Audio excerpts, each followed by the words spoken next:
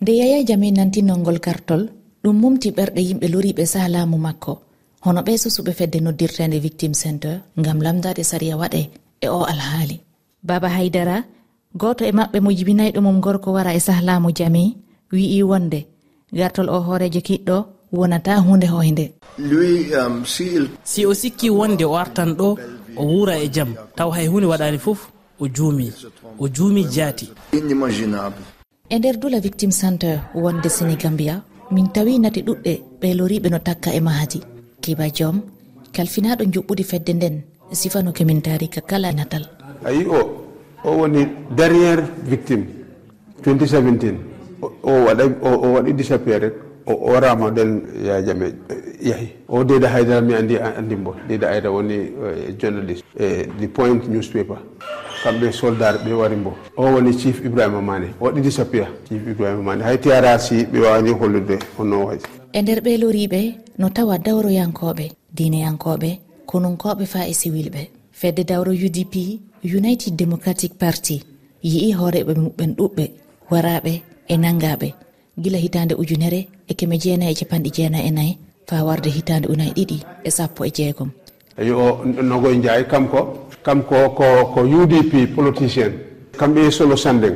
April 2016 ɓe nangama e naɓaka e nayi ɓe lappama ha solo ma e juuɗe maɓɓe. Hannden Alhaji Suwari ardiɗo sagataɓe nde fedde UDP to Manjay no sifo sababu tampere yimɓe fedde nde. ɓurnoɗo kalan sokeɗe ko parti UDP waɗama heɓama ko fi haɓugol addugol démocratie yimɓeɓe wawa heɓude hoore maɓɓe haray wona e dictaria wonata. Yaya Jammeh noon on wattu ɗon o falaka ɗum ɗon heɓo ko ɗum taki ha o parti noon kadi heɓima ɗin ɗon principle ji ko ɗum taki parti UDP on ko kamɓe ɓuri wonde victime e nder duuɓi nogayi ɗiɗi Yaya Jammeh ha Allah walli men arti kala heɓama e dowle e nder on ɗo ɗon haare noon ko wonnoɗo e yeesoji sagataɓe ɓe wiya ɗum solo Sandeng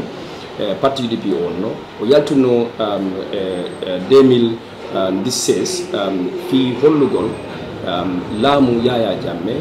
meɗen subuli leydi ndi subuli electoral reform sanane electoral reform ko ɗum woni sengo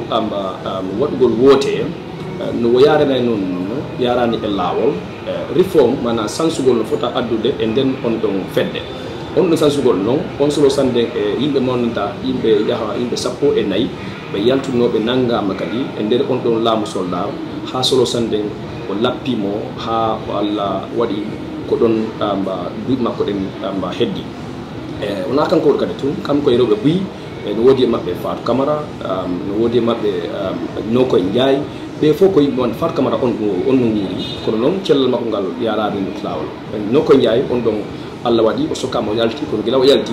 lappele ɗen nafani mo o maayi. Ɓe loriɓe no eto yeggitinde ko ɓe gaɗa kono hiɗum tiiɗi. Imam Babali yo almami andaɗo e sanne e nder Gambia himo limte e nanganoɓe on saha. Min wiɗa tawa eɓe o nanganno toujours mbo lepta mbo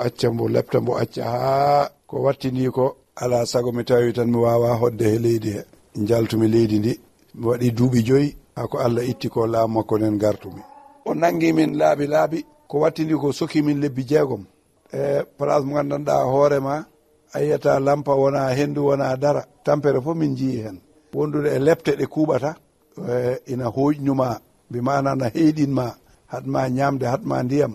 ha tampa addanma ñamdeta ko bondi o yiɗno tan ko warde min ɗum tawonno himme makko yo war min kono Allah hoddirani fittano ɓe jungo makko sa sokama e suudu niɓɓuru a yiyata hay hunde ha lebbi jam sa yalti tan a dañat koma daña caɗele ɗo gonmi jojo guitam ɗe réclani